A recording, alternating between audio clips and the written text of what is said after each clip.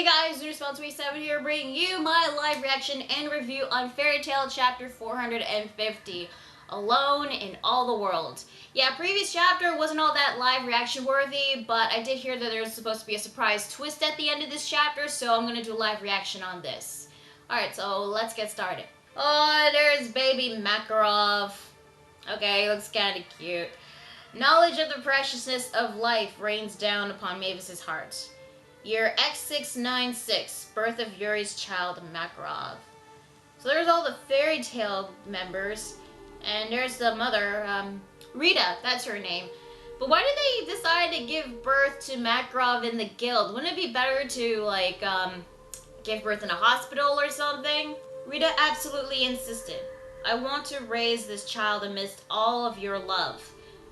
Okay, I guess that's a reasonable explanation, but I mean, it would be a lot safer if it was in a hospital, or did they get at least some doctors in the guild just in case something bad would happen? Would you be our child's godmother? Give him a name.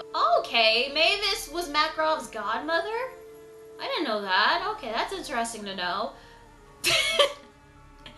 Hades came up with the name Pipoko for Makarov. No, just no. Makarov. It's the name of a kind king in a book I read long ago. Oh, so he's named after a kind king. Okay. So they all agree that his name will be Makarov, even though Hades preferred Pipoko. You know, I've been noticing Rita's been sweating a lot. She looks pretty exhausted after giving birth, but yeah, considering what the title of this chapter is called, I have a bad feeling something bad's gonna happen. Maybe Rita's gonna die or something. Yes, hand in hand we shall. So Mavis grabs her hand and she passes out. Oh shit, was that right? Is she gonna die? Oh man, that's unfortunate. She must have used too much of her energy in the delivery. Mavis is shocked. Flashback to what Zeref said. You are yet unaware of the true preciousness of life. The day you become aware, those around you will begin to disappear. So this happened the same day she was told about this. Wait, no, this could have been just a coincidence. I mean, Rita wasn't looking too good at the beginning of the chapter. I mean, she was sweating a lot, and, well, maybe she was already going to die anyway. It wasn't because of Mavis. But yeah, she's freaking out, and she leaves the guild into the forest or into a field or something. She trips. There's flowers wilting. Okay, yeah. Yeah, she finally got hit by the curse. So she did unintentionally kill Rita. Well, shit. That is unfortunate. And now part of the forest has now become a bit of a wasteland. The curse of contradiction. So that's what the curse is actually called. The more you love life, the more you steal it away. If you do not love life, then you will not take it.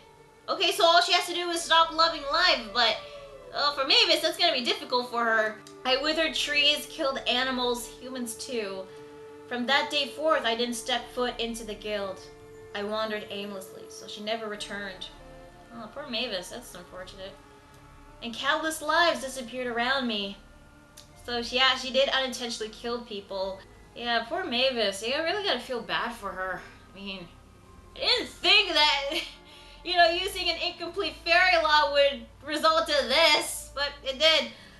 And now it's been a year that passed. So year X697. And there's Zeref, and they meet yet again.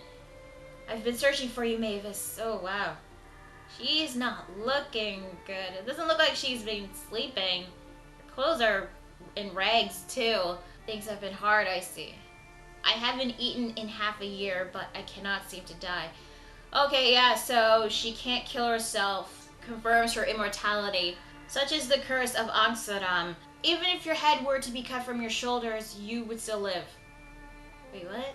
So, would her body still be alive even if she was decapitated? She would just be like a headless body carrying her head around? Or is it just the head that's gonna be alive? Or can she like regrow her head or reattach her head to her body? No, wait. This isn't Naruto Shippuden, only Hidan can do that. And I don't know if she can like reattach her head to another body like Dio, but you know what? Maybe just move on. So Mavis wants Zeref to kill her, but he can't do that. I guess you can't be killed by a person who's also cursed by Ankseram, so yeah, they're both mortal and they have no means of killing themselves. I too was like this in the beginning. Truth be told, even now I would gladly embrace death were I able to have it. But let us take a step back for a moment and change our perspective. You and I, we now have unlimited time. I've made magical beings called the Aetherius. Yes, in order to kill myself, I've tried to use powers beyond that of humanity. How it will all play out in the end is anyone's guess. Well, we don't know when exactly Zeref created the Aetherius demons, but it must have been quite some time ago. And I guess during that time he did create Natsu, but again, we don't know when exactly he created the demons. Right now, I'm building a nation, not on this continent, but on another. I am moving people, accumulating land. It's actually quite fun. Okay, so I guess during that year, this was when Zeref started to create Alvarez in the West Continent. Okay, that's good to know. Over there, I'm an emperor. My people are nothing more than units, mere pawns. Accordingly, Ankseram's curse does not respond. It's like I'm playing some sort of simulation game. So if he treats people like pawns, if he treats them like he's playing chess or something, then he won't be affected by the curse. Okay, that's good, I guess. But can he still at least like people? Or will that be affected by Ankseram's curse? Why though? In preparation for a battle, I suppose. The Dragon King Festival. So he created Alvarez, so not only can he be ready for the Dragon King Festival, but also to keep his curse at bay. Please do not misunderstand me. I don't like or favor conflict. I find it ugly and repugnant. Even the nation building I am doing now is but ugly territorial expansion. I get no joy out of it, none whatsoever. He said before that it was fun. Will my thoughts themselves begin to contradict each other too? So is it because of the curse that Zeref's thoughts and memories are contradicting each other? Like he says one thing that he believes in, but he also says another thing that contradicts it? Oh, I guess there's really more to this curse than I thought. That is why I live. I live to die. I want to see my little brother, Natsu. No, I want to break him into. No, I want to be broken into. What's this? My head hurts. Yeah, this curse is really messing with his mind. You gotta really feel bad for Zeref, really. This world continually rejects me, this blasted world. Oh, and Mavis gives him a hug, make him feel better. I will not reject you. I accept you. I am the only one who could possibly understand how you feel. Do not give up. We shall find a way to break this damned curse. I'm sure of it. And we shall do it hand in hand. Aww. And she's crying. So they're gonna team up to, like, figure out a way to get rid of this curse or to kill themselves, I guess, to be free. And Zeref then starts to cry. This is actually kind of touching, I'm not gonna lie. And then Zeref gives Mavis a hug. That's nice. No one has ever been this kind to me. No, they have. You've just forgotten. And I've never loved anyone this much.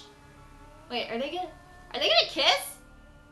Wait, is Zeref/Mavis really gonna be canon? Is this really gonna be a thing? No, wait, hang on. This might be a trick. This might be a trick, but okay, well, let's see what happens. Next page. And oh shit, they really did kiss. Okay, so that pairing really is canon. Okay. Well, that's nice. Zeref has someone to be with, and they're both affected by the curse. They're both immortal. They can't die. So they're gonna work together to be free from this curse. But you don't actually see them kissing, technically. It's just them in a silhouette as well as a background. Well, it's supposed to be symbolic, I guess. So actually, you know, now that I think about it, isn't Zeref supposed to be over 400 years old? And how old is Mavis? Like, she's stuck in her, like, 13-year-old body. Isn't that technically pedophilia? Okay, well, there's still more, so let's see.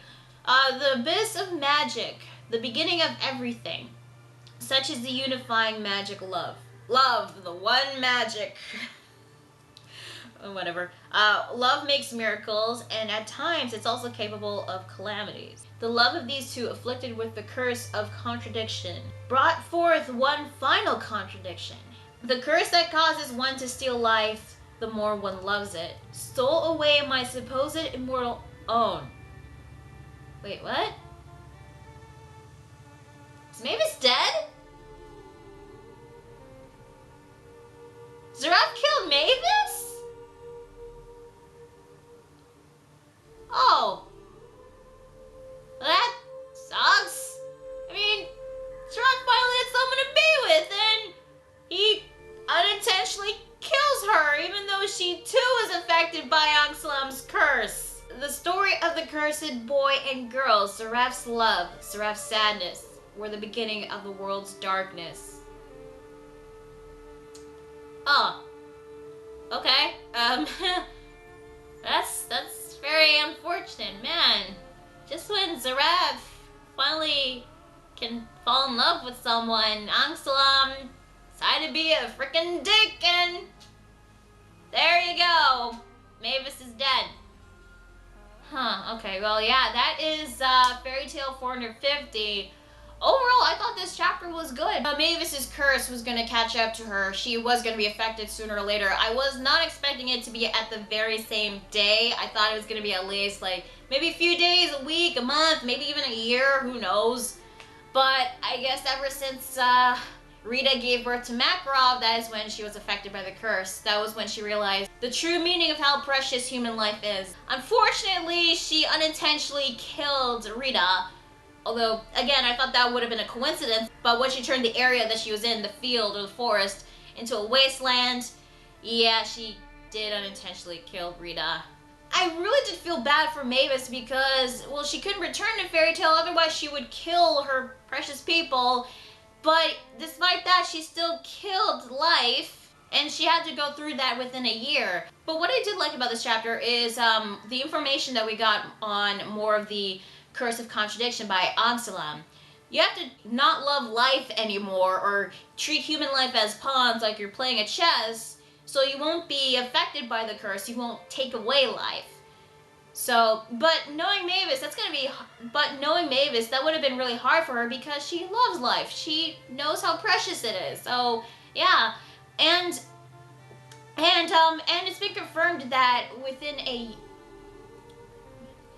And apparently, even if you too are affected by Ankseram's curse, also, being affected by the curse will have your thoughts contradict each other. Like, you have this one thought that you really wanted, but then you have this other thought that contradicts the previous thought, making you, like, question yourself, what do you really want, and affecting your memory and your thoughts. And apparently, if two people are affected by Ankseram's curse, if one loves the other a lot, way more, the other gets killed, even though that person is also immortal. So yeah, this curse really sucks, and you really have to feel bad for not only Mavis, but Zeref as well, because he finally had someone to be with, finally have someone to love, and unfortunately, he unintentionally killed Mavis. So this confirms that Mavis did die.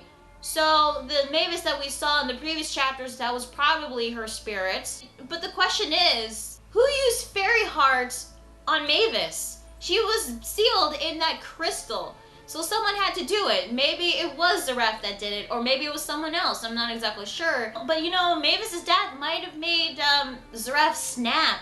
But again, there has to be a reason why Mavis was sealed in that crystal, why Fairy Heart was used, and why he was after her, which we will get an explanation, I believe, in next week's chapter, which is called Fairy Heart. So we're gonna see what Fairy Heart actually is and how it was used on either Mavis or maybe even on Zeref, I'm not exactly sure. And who used Fairy Heart? Oh, and also in this chapter, we get a confirmation of when exactly Zeref created Alvarez, started his empire. And I guess he created Alvarez in the Western continent during that year. Although we still don't know when exactly Zeref started creating Tartarus, Daliora, and Lullaby, or when he even, like, created Natsu, aka End. So that would mean that Natsu really is over 100 years old. So it wasn't just because he had Ignil sealed inside him, he really was over 100 years old yet. But we know that he gets older, so maybe he just gets older slowly. But then again, you also have to question Gajiel, because remember, back in that Fairy Tale Battle Royale, Free created this barrier that kept people in if they're like over 80 years old? Yeah, still some questions about Natsu there, but at least we get some info on the curse of Ankseram and what exactly happened between Mavis and Zeref. So yeah, tell me guys, what you think of this week's chapter Fairy Tale? Did you like it? Did you hate it? Did you feel sorry for Mavis and Zeref like I did? And how did you react at the ending of the chapter? Let me know in the comments below. Be sure to like the video if you like it, subscribe to more videos, and be sure to check out my Facebook fan page and Google+. So yeah, that is Fairy Tale chapter 450. It's a good chapter, and it's an emotional one. You really gotta feel bad for Zeref. I mean, poor guy. Poor Mavis too. I'm gonna respond 27, and I'll see you guys later. Bye.